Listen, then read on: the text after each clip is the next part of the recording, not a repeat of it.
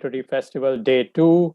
And we have two amazing speakers for this session, Amish and Bhavna Roy. And in conversation with the two of them would be Mani Rao. Very quickly, Amish, of course, it's very easy for me to say that he doesn't need an introduction, but it's my responsibility to briefly talk about Amish. Amish currently is a diplomat, author, columnist, and he has taken over as the director of the Nehru Center in London in October 2019. And he, as some of his fans just told him, he published his first book in 2010 and has written 9 books till date. And he's obviously one of the best-selling authors in India today. Sold more than 5.5 million copies and translated into 10 Indian and 9 international languages. So the book that we are going to discuss this evening is Dharma, his latest book, Dharma, Decoding the Epics for a Meaningful Life, which he co-authored with his sister Bhavna Roy. And Bhavna is also with us here. We are very happy to see both of you here. And Bhavna was educated in Mussoorie, Pune, and Mumbai. And after graduating in psychology from Mumbai University, she worked first as a volunteer in a school for special children, and later on in an NGO in Nashik called SOS. And this is a book that she co-authored with Amish. And this afternoon, we are very delighted to see both of you here. Imagine Amish is joining us from London, and the moderator, Mani Rao, is joining us from Varanasi. And so this is what technology can enable us. And Mani Rao, the moderator for this session, is herself a very well-known poet, translator, and scholar. And she has several collections of poetry. And her translations from Sanskrit include the Bhagavad Gita and Kalidasa. And her latest book, Living Mantra, Mantra, Deity, and Visionary Experience Today, has just come out in 2019.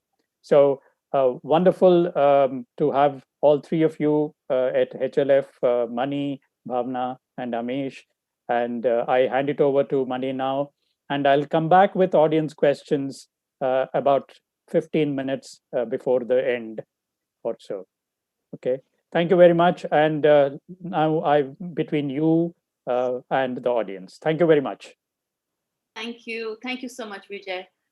Please remind us of the time as we come closer to the finish. When I appear, it means that we are in the last 10 minutes. Okay, thank you. Amish and Bhavna, absolutely wonderful to meet you virtually. Namaste. And I've enjoyed reading the book. I believe this is your second book of nonfiction, although I would say if the first book of nonfiction is a collection of your writings, this one as a themed book is more like a first book of full-length nonfiction. But I know that all your previous writings have been, the mythology fiction. Could you tell us a little bit about this change of gear? Why this shift? I'm sure that your readers and listeners will want to know that first. Yeah. I think Didi may say this story a lot better, but let me just briefly explain it from my end. I follow the Indian storytelling style a lot more, which and our ancestors, their belief was that stories are essentially a wrapper for philosophies that you want to convey. And that's how I've written most of my fiction, actually all my fiction books as well. The Shiva trilogy had various philosophies, but the philosophy at the heart of it was an answer to this question: what is evil? It should be a very easy answer in Sanskrit, but in our modern this thing, it becomes a discussion. The Ramchandra series, the philosophy at the heart of it is a discussion on what is an ideal society. Again, the answers aren't simple. There are various choices that you make. Each choice has strengths and weaknesses. And Suhel Dev, Legend of Suhel Dev, is my exploration into the Hindu-Muslim question. and what India has experienced, or rather suffered, in terms of the invasions. First the Turks and the Europeans, and how do we make peace with it? So there are always philosophies at the heart of it, and the stories are a wrapper. So in a way, it's a two-step process. First the philosophies, and then second the story in the form of the wrapper to convey those philosophies. So non-fiction in that sense is something closer to the heart, because it is step one. It is the philosophy straight up. And there couldn't be a better partner than Bhavna Di to do this, because in our family everyone reads a lot. I don't know, some of my readers think I read a lot. Trust me, you haven't met Didi. Didi is the one who reads the most in the family. She's the most intelligent in the family. And many of the philosophical discussions that actually go into the books would be with her often, that I would have. So therefore, it was, kind of obvious that perhaps the two of us would work together on this book. Didi, if you have anything to. So, Mani, really, this project began way back in 2013-14.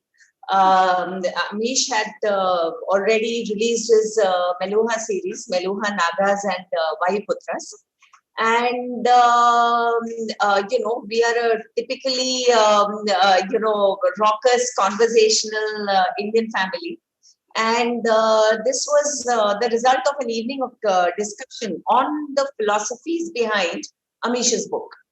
The discussion veered towards really Murti Pujan and idol worship.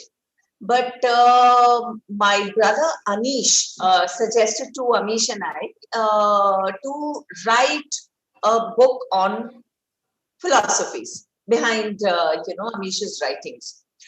I was the one who began the effort, and I had written precisely 20 pages.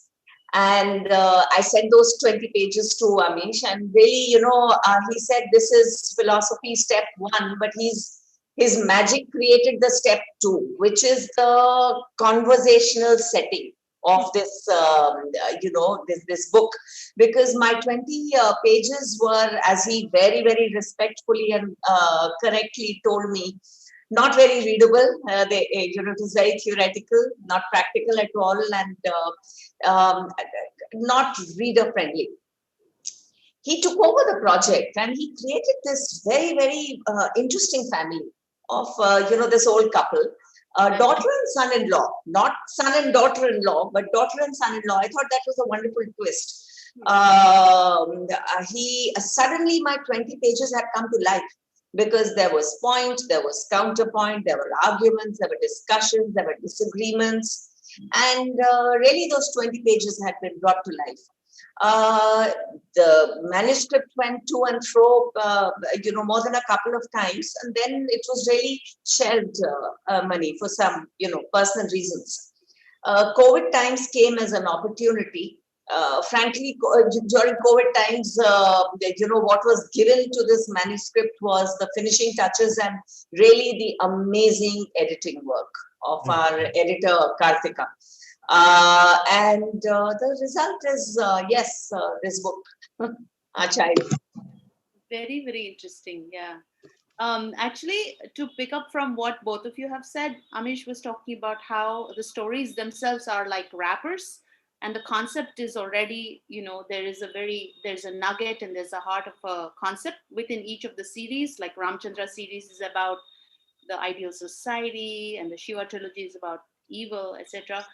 Now, even in this book, I noticed repeatedly the characters of the family are talking about how don't look at these characters as characters. When they talk about a character from the Mahabharata, the Ramayana, or from your books, don't look at them as characters, look at them as virtues. Don't get attached to these characters, look at them as virtues and vices, and as a scope for playing out sort of the questions of dharma.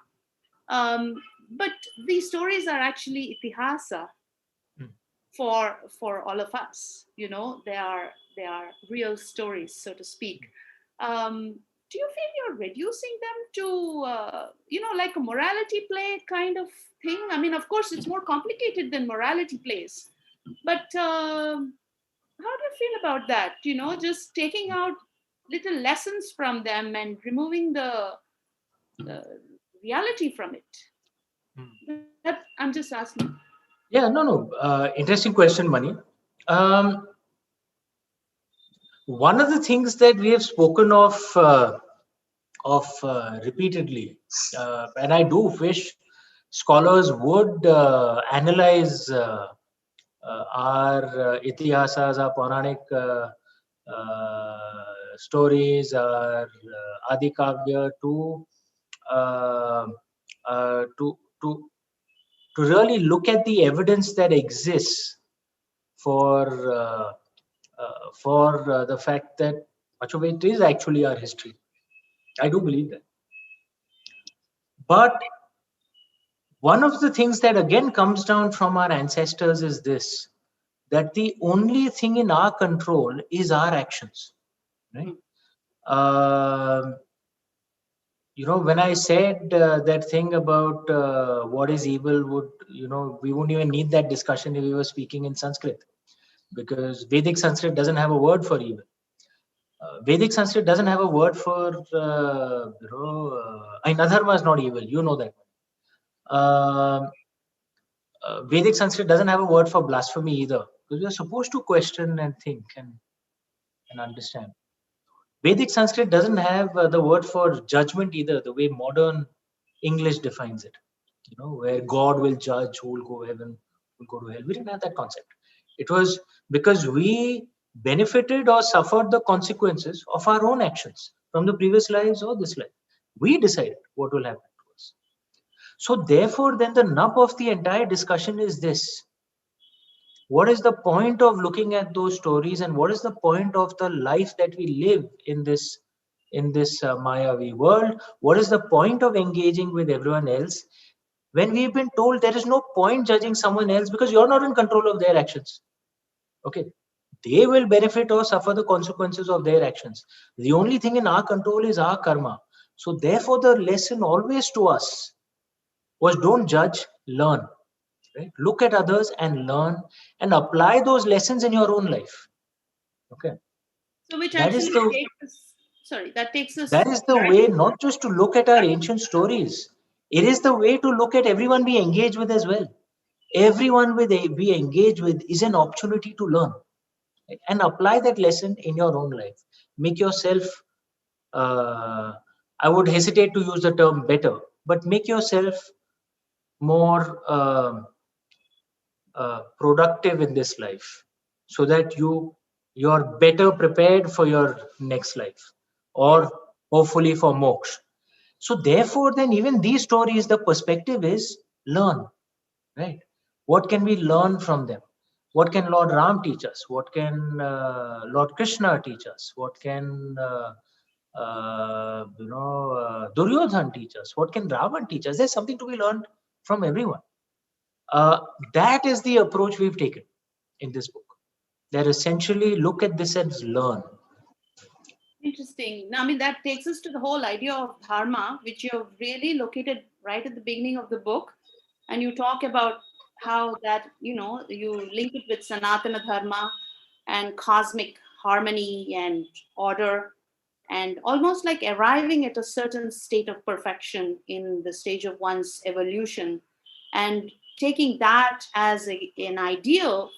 Then you've sort of filtered these stories through an ethical sort of lens and tried to extract discussion out of that, which is really very interesting when you look at specific characters. I find in the last decade especially, there's been so much of sort of engagement with mythology overall in our country, and whether it's revising stories, whether it's questioning certain aspects in fiction, whether rewriting, there's been a lot of a lot more of attraction around that.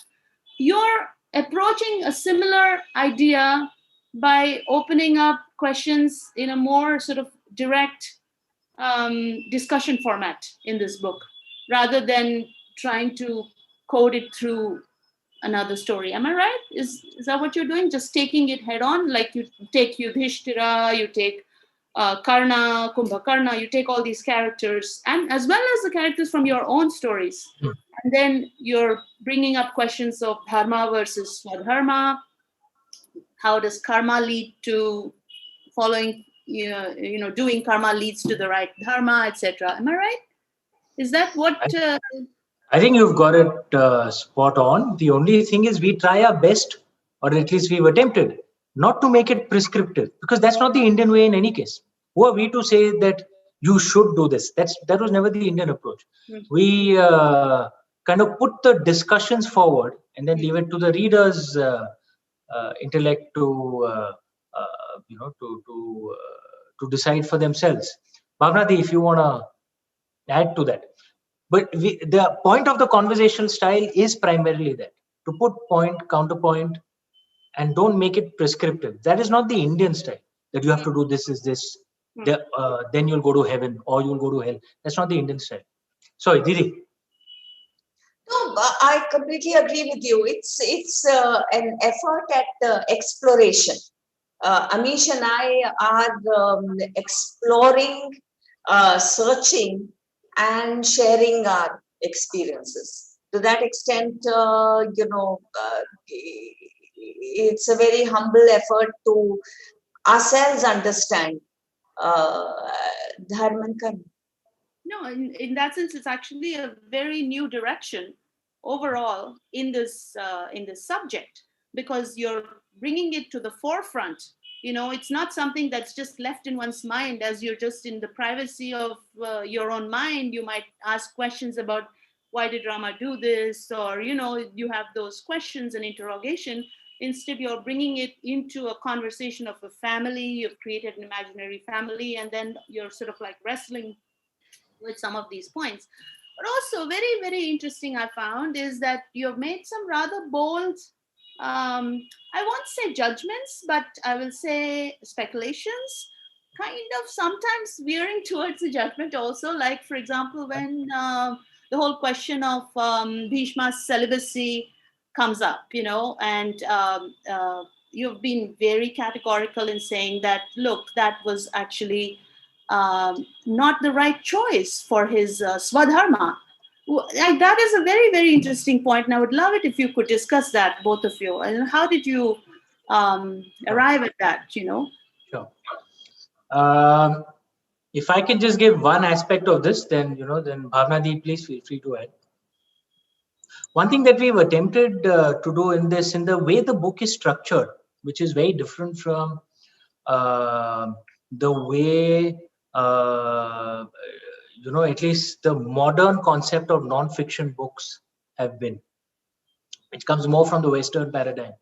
Because modern non-fiction is very much in the realm of an author will set up a hypothesis and then write the entire book to support that hypothesis. So there is he clearly picks, usually the model is, he clearly picks one side and then his task is to convince others of that side, which is very different from the way Indian philosophical texts used to be written. There was a reason why many of the Upanishads, many of the commentaries, many of them were written as conversations. They were never written as, this is the hypothesis, my task is to convince you of that hypothesis. And the entire point in conversations is that you present points, counterpoints, you present different points of view, and depending on every character, they would come from their background, so the way I'm not just talking about Nachiket in our books, but even in the Upanishads, the way a Nachiket would ask questions to Yamaraj would be defined by the background he came from, and how he had reacted. You remember how he reacted to his father.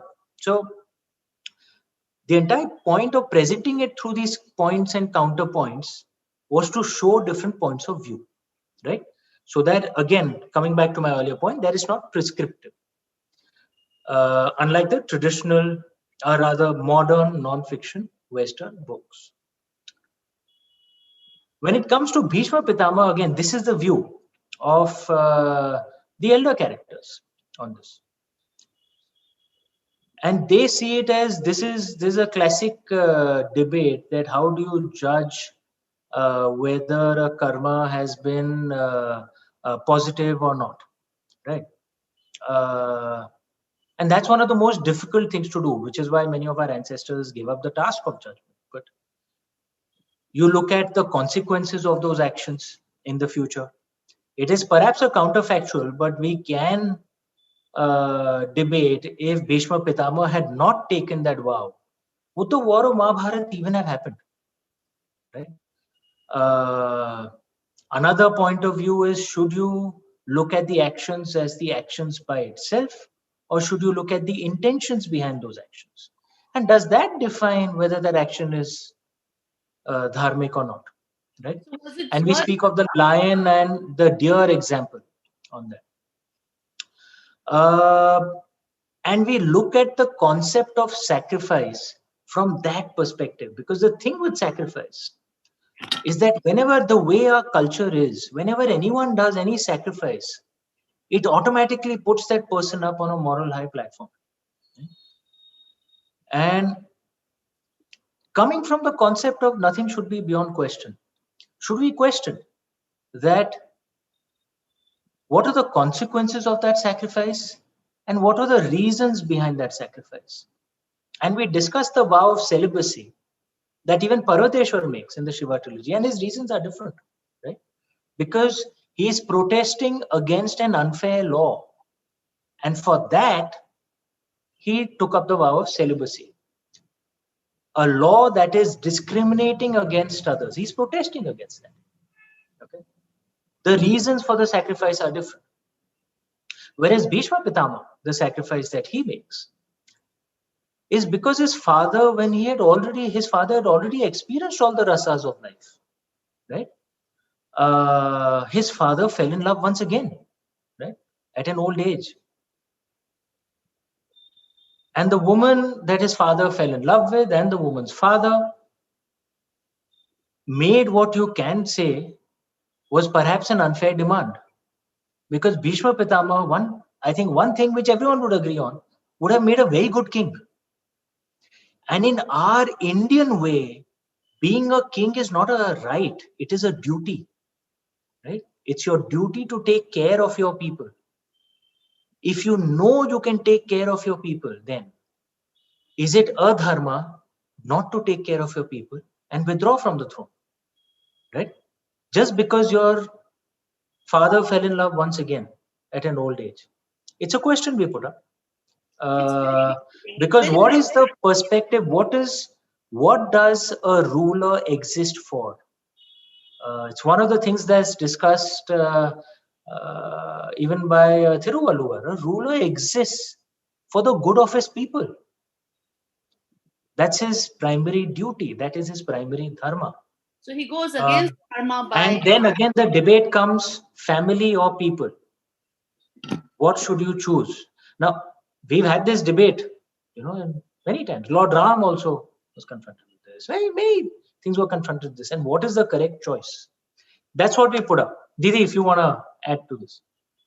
And it's interesting, you keep saying Pitama every time you say Bhishma, which is very nice because you have the perspective that this was not dharmic. At the same time, with respect, Bhishma Pitama. Yeah. Very good. One of the things which Didi says so beautifully, that in our proper ancient Indian way, there's nothing wrong with disagreeing. There is something wrong with being disagreeable, right? Even when you disagree, you must do it with respect. There's that lovely line from the Natya Shastra, right? Satyam Bruat, Priyam Bruat, Na Bruat Satyam Apriyam. They don't advise us to speak untruth. Of course not. You must speak the truth. And no one can know what the universal truth is. Ekam sat vipra bahudha vadanti, right? You must speak your truth, what you think is the truth. But you must speak it with love. And if you cannot speak it with love, then don't speak it. But if you are going to speak it with love. But don't speak something that you yourself don't believe is true. At the same time, don't force your truth on someone else. They have a right to their truth. But put your point of view across. Actually, Satyam is Didi, not sorry. difficult. Didi, sorry. I've taken up most of the thing. Didi, if you want to add something to it. No, what I'd like to say is it was very interesting hearing your question, Mani, because maybe that can be, one of our humble aims to be able to showcase the ability to engage in respectful conversations. Points, counterpoints, respectful conversations that are laced with humor, that knows how to laugh with and not laugh at. Conversations that also reflect the ability to listen respectfully. I think, this has been a good attempt to showcase that. Having said that, these lovely stories of ours, they have survived millennia for multiple reasons. At one level, no doubt, indeed, they are our itihas. At a deeper level, they serve as tools for us to be able to mirror our inner drama and our inner universe of being. We all have, a malignant and treacherous corner within ourselves. And we all have a divine, pure, and beautiful other corners also within ourselves.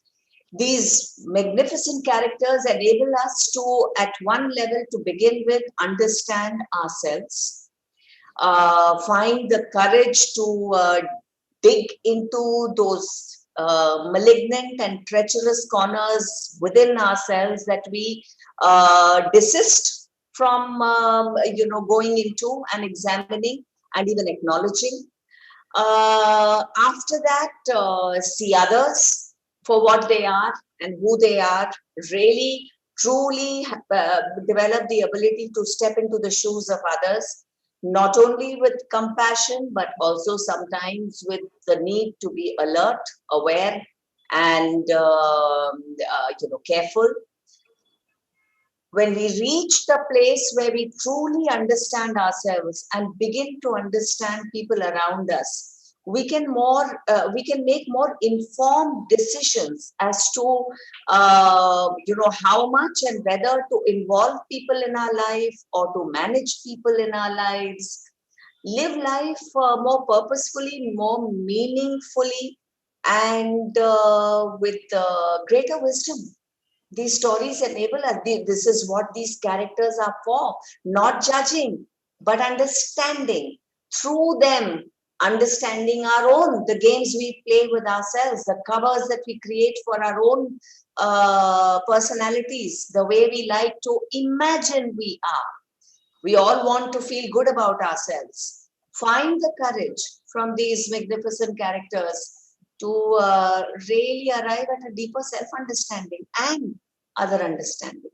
No, excellent. Really, I really appreciated wonderful dialogue and conversation going on throughout the book, raising these questions about Bhishma, about Gandhari, asking about Swadharma and Dharma, and sort of distilling all these moments where all these choices happen, regardless of whether the narrative is already set and fixed as to that is what happens in our itihasa, and still entering it and asking these questions. It was very interesting.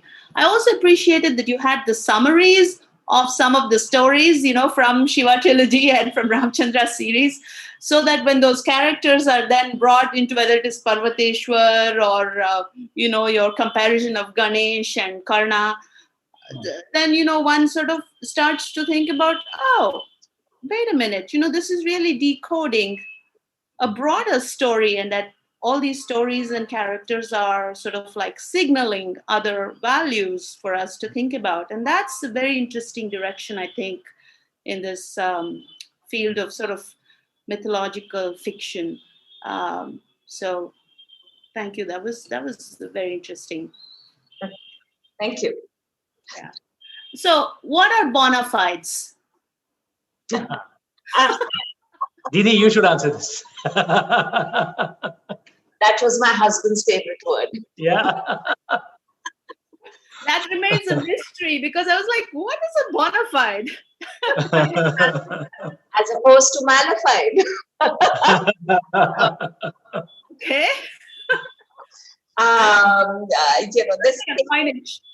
The same act, can be the result of its intentions, and intentions are so difficult to decode. The same act can be a result of, a bona fide or a malified intent. I may be looking after you, even maybe because I can devise a selfish interest, from that effort, or I can do it, with a sense of complete having otherized myself and doing it with no negotiatory angle in my own eyes. Charity. Charity is such a, interesting concept.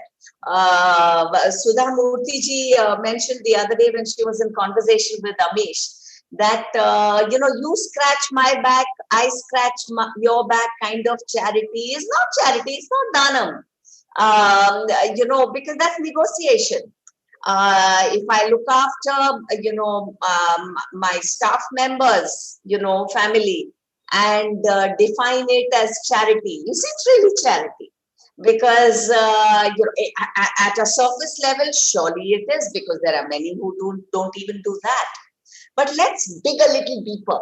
Is there an angle of negotiation in it? So then I am digging a little deeper and examining my bona fides. Sankalpa. Yeah, what are my bona fides in looking after, my cook's father? Is it pure charity, or is it also negotiation? This can be a very interesting, dialogue, self-talk that you can indulge in, and dig into the true bona fides of your action. So where are you the intention? And if I can add to that, yeah, sorry. Please. No, please. Yeah, if I can just add to that. Oh, sorry. This is what happens on Zoom. We're all in different screens and we don't know who is talking. Who's talking? Okay. So I was just saying also, just to add to that, one of the things I think perhaps, and most Indians understand this instinctively, no one is in complete control of the result, right? I might try my best, things don't work out because there are so many factors, right? Which go into it. What I'm in control of is the efforts I put in. More importantly, the intentions I come with. Okay, if those intentions are malified, then even if the results are achieved, is it really dharma, right? But if the intentions are noble and I'm trying my best, sometimes things work out, sometimes don't. What is in my control are my intentions. So in And you'll notice most Indians understand this, and you see it in voting behavior, for example.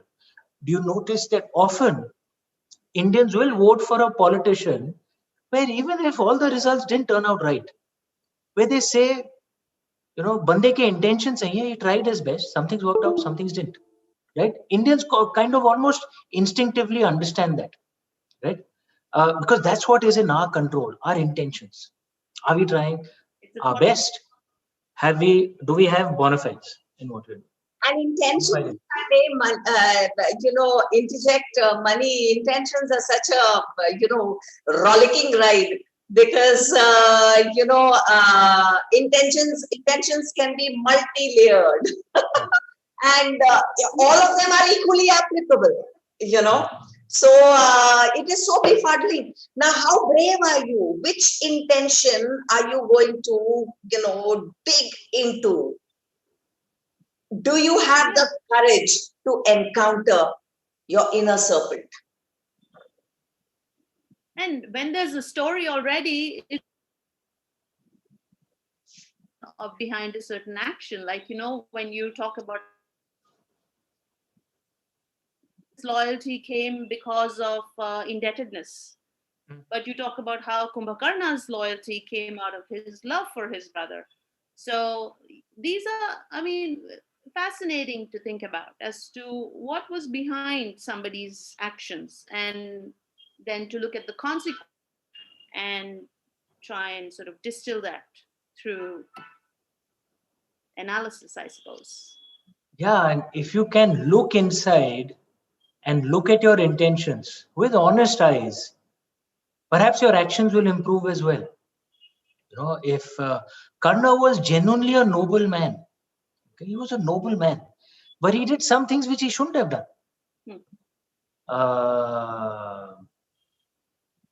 And why did he do it? You know, often out of blind loyalty to Duryodhan.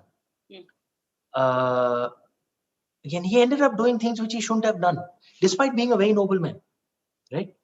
So can loyalty end up being a slippery slope? And will you be able to arrest that slope if you're looking at yourself dispassionately, honestly, and looking at your intentions? Now, you might still not have a choice. Kumbhakarna was so deeply in love with his elder brother, he still won't turn against him. But he at least tried his best to show the mirror to his elder brother. Karna didn't even try that with Duryodhan. If he had, for all you know, he may have even improved Duryodhan, right? Because a good friend is not just someone jo aapki haan mein haan milai, who just agrees with everything that you do. A good friend should ideally also be someone who tells you things which you need to hear, right? With the best of intentions. Sorry, Didi, you speak very well on loyalty. So if you have... No, I mean, but the thing is, I mean, I totally agree. Loyalty is a slippery slope. What about disloyalty? What's the take on disloyalty? Now, disloyalty can be useful, it can be smart, it can be purposeful.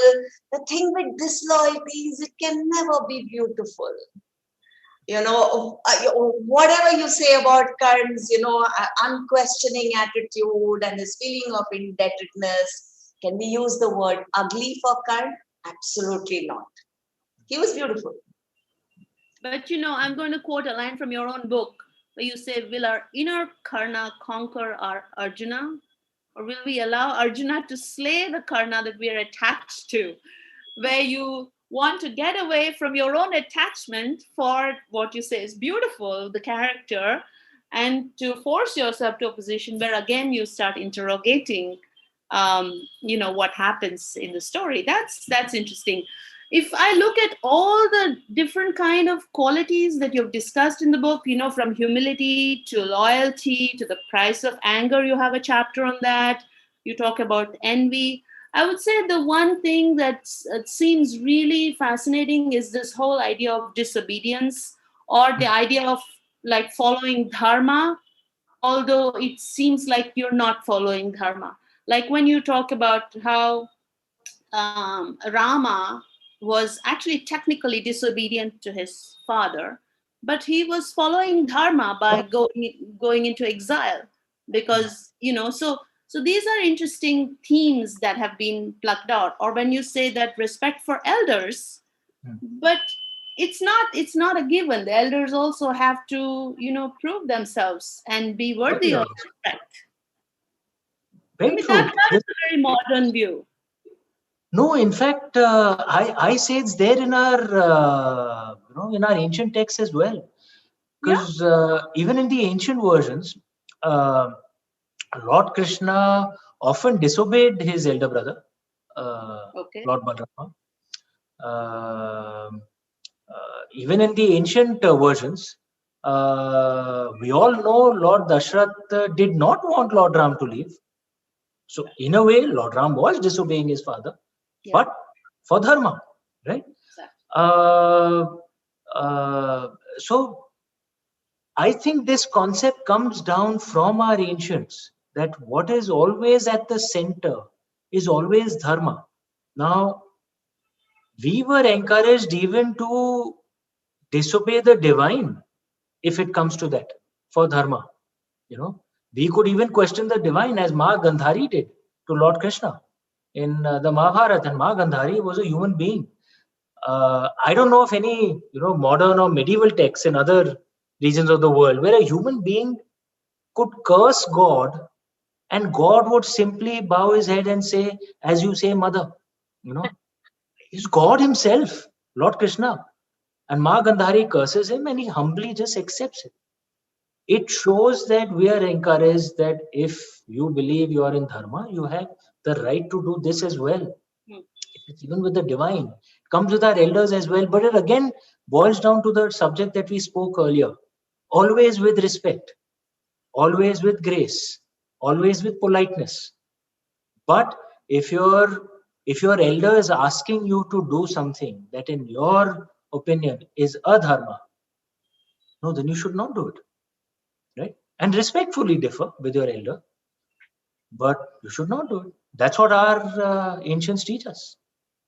Yeah, in the Taittiriya Upanishad, where it talks about Ritam and Satyam as the two wings of the bird, and yoga is the tail that helps in the balance. Both have to happen. Both are crucial. And your very last chapter, which brings it down to pranayama and yoga and the idea of balance. I mean, I don't know if that was just sort of very subtly brought in there, but that's what it reminded me of, the Uttara Paksha and the Dakshina Paksha, the two wings of the bird, Lovely. I'm glad you saw. Sorry, go ahead, Didi. No, lovely. I love that connection that Mani made. But we see Vijay's face, so I think it's like time up. No. Vijay is the hand of time clamping down on us. As it was there in the Mahabharata, main samay hu. Actually, I saw this thing come up and I immediately said last chapter. Yeah, I thought that was a wonderful note to end. Balance and the Uttara Paksha and Dakshina Paksha. And because in a way, what you said about respectful conversations and disagree without being disagreeable is exactly what we are trying to do in the festival. We have different points of view. We agree with some, we don't agree with others, but we respect them for what the work that they are doing, because we believe that they are doing it with all their sincerity, right? So, and that's why I think that was so beautifully brought out, and I particularly like the way in which you talked about the intentions, mala fide and bona fide intentions, because several comments have come up for that, and it says it's such a relevant thing to now discuss in these days, particularly the issue of bona fide and mala fide intentions. But also one of the things which was asked was, this is Amish's very contemporary interpretations of Indian classics, which make them very accessible. But at the same time, if I can connect it to what Mani was saying in the beginning, are we in a way compromising on the complexity of the issues? Firstly, I must clarify, it is not just my take, it is Bhavna Di's and my take. Yes. The authors. Yes. One of the things that I believe, I think it was Albert Einstein who said that there's beauty. I mean, if complex concepts can be explained in a simple way and through simple speech, that can deepen understanding. I'm obviously paraphrasing Albert Einstein. I don't remember the exact words, but he spoke of understanding the concepts and then explaining it simply.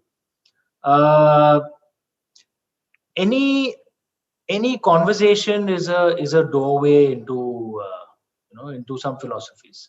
Yeah. And as you specialize and go into different things, different specific areas of study, things become more complex.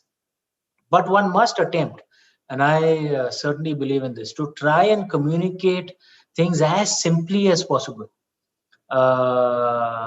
It is in the interest of the communicators themselves, because only then can they hear different points of view, supporting or opposing, which will help the communicators also learn. That is the perspective of that's a point of a conversation. The point of a conversation is not to be tribal and convince the other guy of our point of view. The point of a conversation should also be that I can learn something from this conversation. And for that to happen, I must communicate my point of view in as simple a manner as possible, so that the other person gets it and then communicates his or her point of view in as simple a manner as possible, which will help me grow. That's a perspective. Always communicate in as simple and easy a manner as possible. Yeah. Bhavna, you want to add something? No, not really. Yeah. His answer was pretty comprehensive. Yeah. See, I think this is something that that is so important today, because I think one of the takeaways was also where you said that uh, we never try to impose any particular point of view on anybody else, and it has always been a conversation all the time, a conversation, agree, disagree, and yet anybody else. I think that's a very important point for today. I think today's times we really need more and more conversations, not just among ourselves but across. I think that is the most important need today, that we speak across the lines rather than within the boundaries, because we tend to do that very often, and I think that is actually not benefiting anybody. So this is a wonderful session, and one more question that has come in the chat box is this is what is your quick take on the coming together of karma and dharma? Didi? So, coming together of karma and dharma. Dharma does not need, a counterpoint to exist. Dharma is in itself. Dharma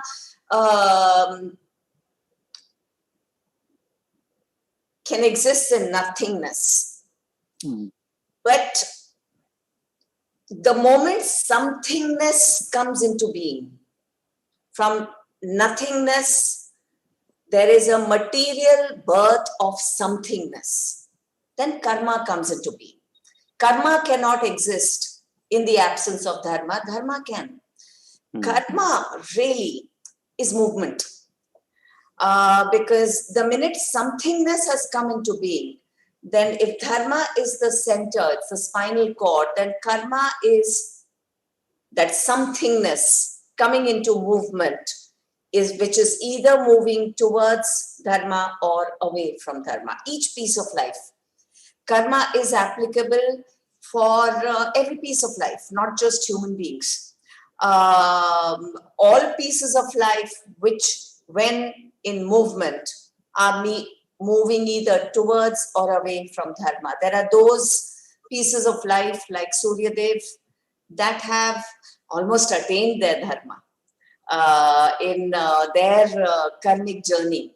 It is highly unlikely that we find ourselves getting up one morning and discovering that the sun forgot to rise. It is not going to happen, because the sun in its karmic journey has almost fused with its dharma. We are all in the game, moving either away or towards. The thing with movement is it is not just external. This, of course, is movement at a very gross level.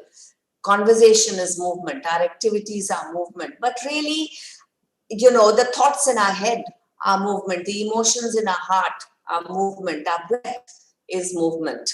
And all these movements through conscious and aware living have to move towards dharma, which lies in balance, in harmony, and in beauty. I think that beautifully explains, the concept of yoga that Mani was mentioning, of action and stasis, both being in balance. So, Amish, one last question for you. This is, of course, not related to this particular book, but this is somebody, Sharmila, who is asking, could you quickly tell us what made you start the Shiva trilogy? That's going back in time, I know. Yeah. And far back in time, the Shiva trilogy began, the journey began 15, 16 years ago, 2004, 2005. It began as a pure philosophy thesis. My family and I, we were all watching TV, and we discovered something interesting, which triggered a debate, among us. We discovered something about the ancient Persians. That for the ancient Persians, in their perspective, the demons were called daivas and the gods were called ahuras, and in old Avastan, in the old Persian thing, Sir becomes her. That's how Sindhu became Hindu. So, which is actually, the pantheon is the exact opposite of the Indian pantheon. The devas are the gods. I hesitate to use the word demon for asuras. Demons is a very loaded concept. Asuras were not shown as green-skinned with horns in our ancient texts, only in Amar Chitta Katha comics. But the point was that the pantheon was exactly reversed in ancient Persia as compared to India, which gave rise to a debate that, hell, if the ancient Indians, the ancient Persians had met, would we be calling each other evil? And if that happened, then who would be right? And then which gave rise to a philosophy that evil is perhaps something that exists beyond petty human rivalries. And if it does exist beyond petty human rivalries, then what is he? So an answer occurred to me for that philosophy. That's how it began. That's how, as a pure philosophy thesis.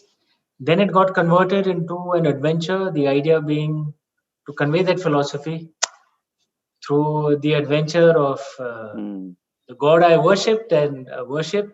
And in the words of my younger readers, with no disrespect to any other god or goddess, the story of the dude of the gods.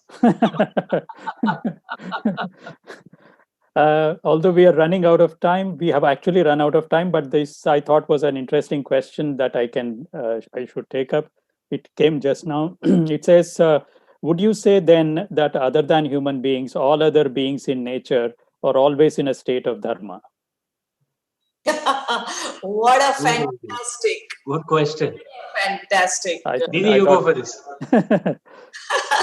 And it is only human beings who struggle to reach this balance that we are speaking of. Fantastic question. Yeah, I don't know the name. It just says Edge Circle. So anyway, so I thought that's a question that we cannot leave.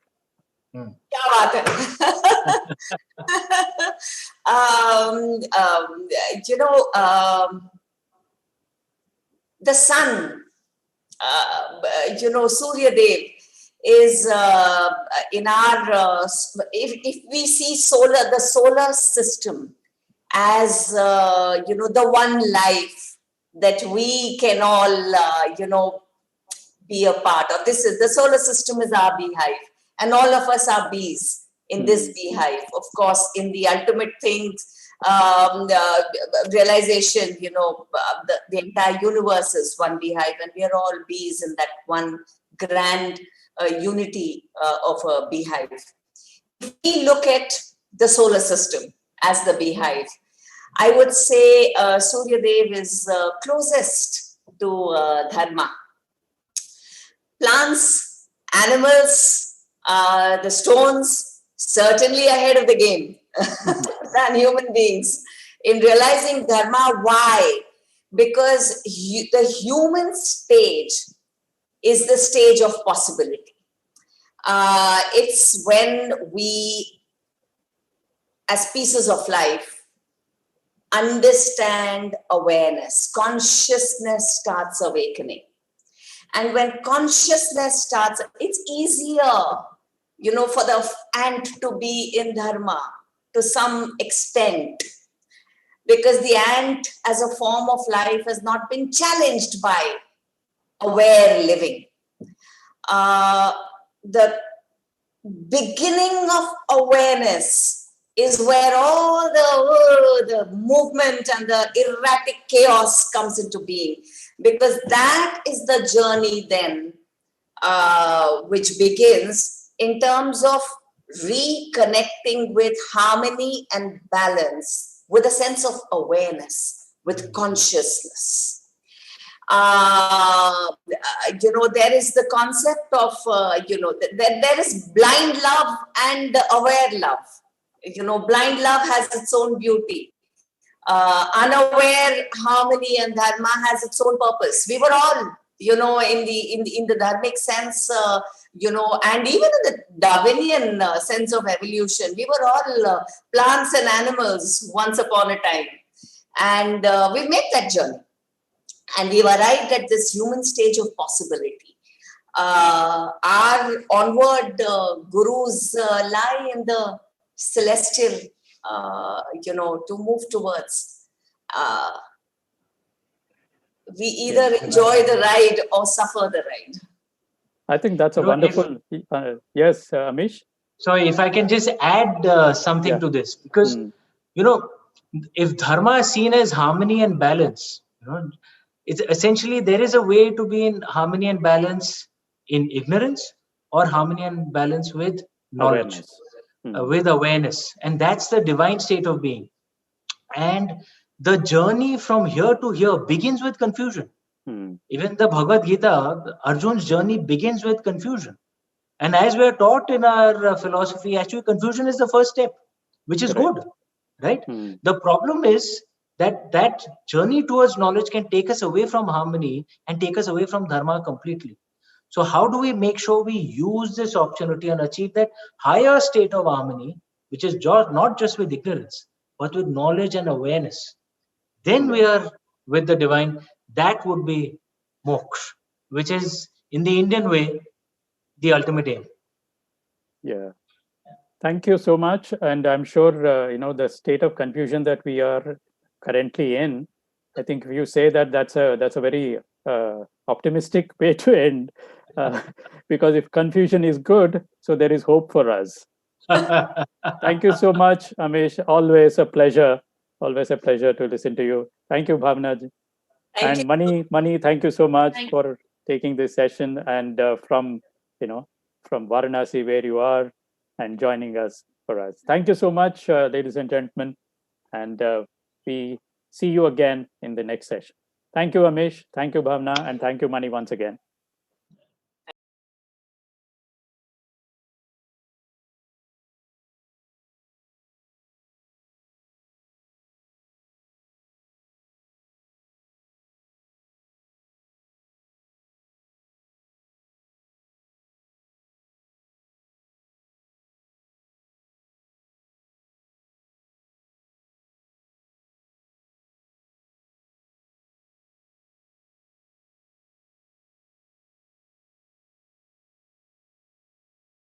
పున్నాము వెన్నాల కోలు పూసి కాసిందే కోలు పున్నాము వెన్నాల కోలు పూసి కాసిందే కోలు నీరు నిమ్మల కింద గన్నెర్ల కింద వంగి పూలే రంగ కొంగందుతూనే వంగి